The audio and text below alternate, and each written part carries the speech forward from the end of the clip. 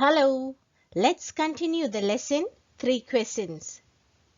In the previous video we have seen a certain king is seeking answer to 3 questions and his questions are: first, what is the right time to begin something?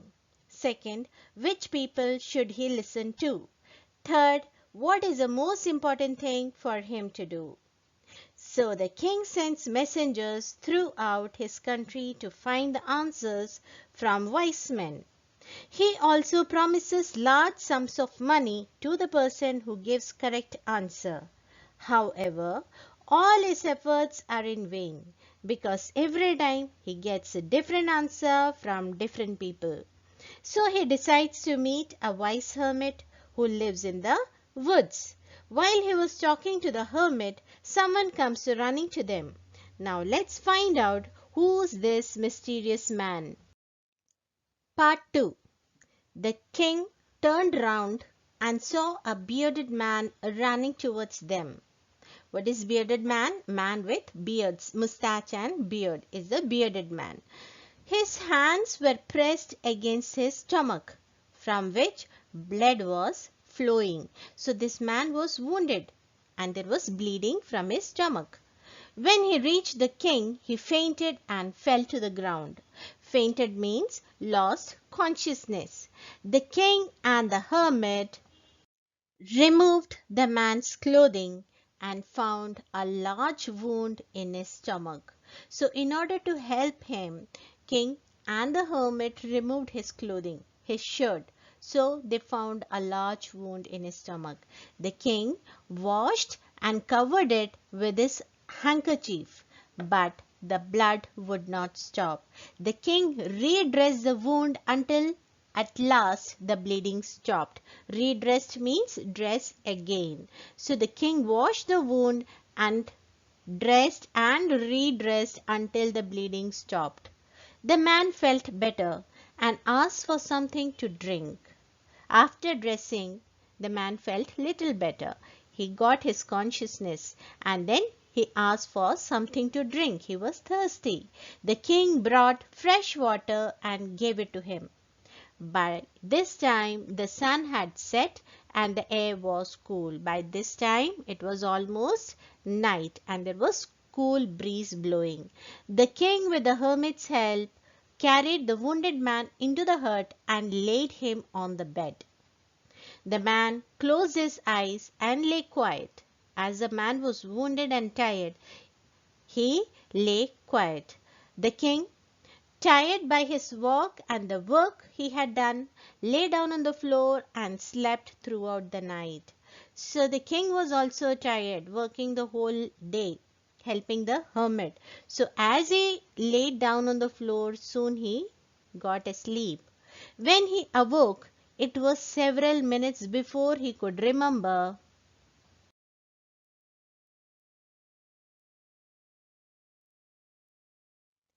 where he was or who the strange bearded man lying on the bed was. So the king had such a sound sleep that when he awoke from his sleep, he took few minutes to recollect where he is and who the bearded man was or what happened the previous day. "Forgive me," said the bearded man in a weak voice when he saw that the king was awake. So as soon as the king got out of his sleep, this bearded man, waiting for the king to get awake, said, "Forgive me." "I do not know you and have nothing to forgive you for," said the king. But the king said, "As I don't know you, I don't have anything against you. So why you're asking forgiveness from me? You do not know me, but I know you. I am that enemy of yours who swore revenge on you, because you put my brother to death and seized my property." Seized means took by force. So this man is telling that you may not know me, but I know you very well. I am that enemy of yours who had promised, who had taken an oath that I will kill you. I will take a revenge on you. Why? Because you had put my brother to death and you have even taken my property by force. I knew you had gone alone to see that hermit, and I made up my mind to kill you on your way home. So he is telling that I had an idea, I got an information that you are going to meet the hermit all alone. So I planned to kill you when you return from hermit's place. But the day passed and you did not return. As the day passed and you were busy here, you did not come back. So I left my hiding place and I came upon your bodyguard who recognized me and wounded me. So I left my hiding place as you did not come the whole day. I thought now you are not going to come. So I came out of my hiding place. And I accidentally came upon your bodyguard. And your bodyguard recognized me. He recognized who I am. And so he attacked me and he wounded me. I escaped from him, but I should have died if you had not dressed my wounds. He said, though I escaped from him, but I would have died if you had not dressed my wounds. Only because of you I am alive today. I wished to kill you and you have saved my life. He said, though I wished to kill you, but you became my savior. You saved my life. Now, if I live, I will serve you as your most faithful servant and will order my sons to do the same. Forgive me. Faithful means loyal and true. So this man is promising that if I happen to survive, if I live, I will live as your most faithful servant, as your most loyal servant, and even I will command my sons to do the same. Forgive me. Again he is asking for forgiveness. The king was very happy to have made peace with his enemy so easily and to have won him over as a friend. So after this incident, the king was so happy that he made peace with the enemy without any efforts, so easily. And even he got a very good friend in his form. He not only forgave him, but said he would send his servants and his own doctor to look after him. And he promised to give back the man his property. So he said that I have forgiven you. Besides, I will send even my servants to serve you, to look after you. And even my personal doctors will come and take care of you. And he also promised that man that he will return his property. Leaving the wounded man, the king went out of the hut and looked round for the hermit. Before going away, he wished once more to get answers to his questions. So he thought that before leaving, I should make one more attempt to get the answer of my questions.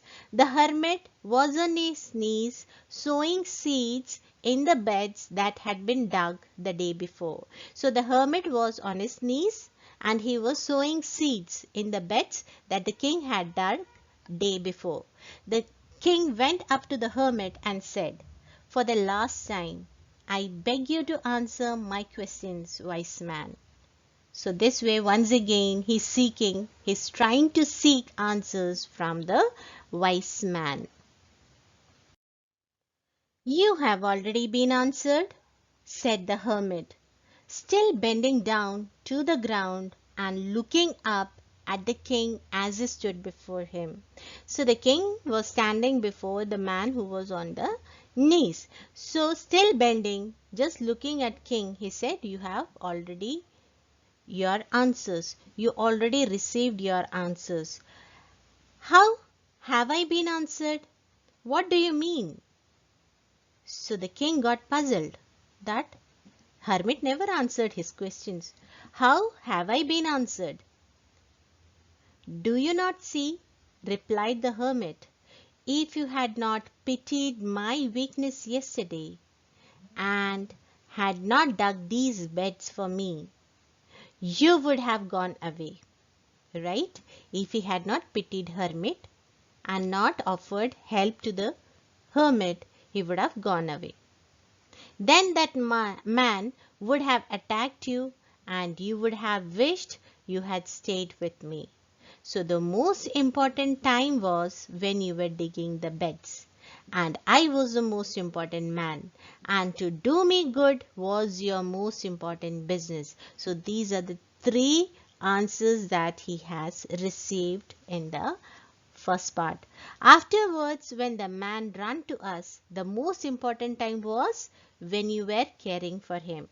Because if you had not dressed his wounds, he would have died without having made peace with you. Without making peace with you only, he would have died. So he was the most important man, and what you did for him was the most important business.